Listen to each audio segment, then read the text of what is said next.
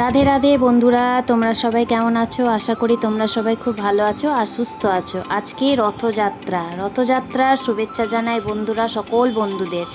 আর আজকে আমি গোপুসোনা আর রাধারানীকে নিয়েই এই ভিডিওটি শুরু করলাম।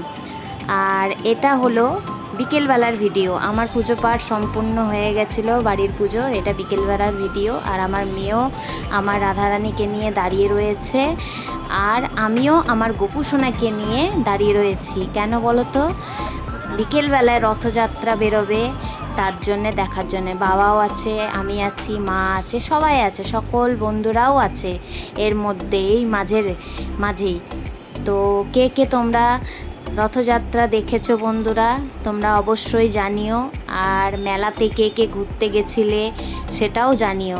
কেমন লেগেছে তোমরা অবশ্যই কমেন্টসের দ্বারা জানিও। আর এই দেখো, আমার বলতে বলতেই রথ চলে এসেছে, আর খুব ভালো লাগছিল।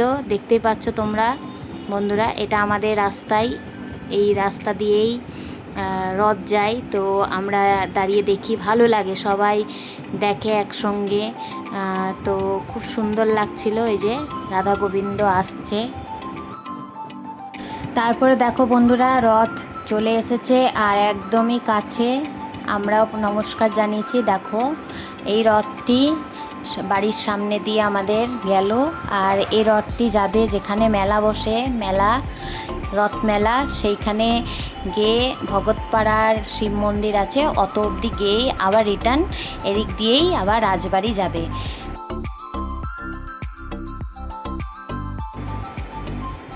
এই যে সবাই যাচ্ছে, তোমরা দেখতে পাচ্ছ কতটা ভিড়, যে বলার মতন না, অনেক ভিড়।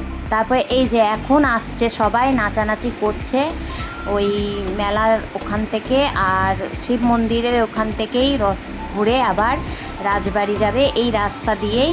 তো তোমরা দেখতেই পাচ্ছ বন্ধুরা।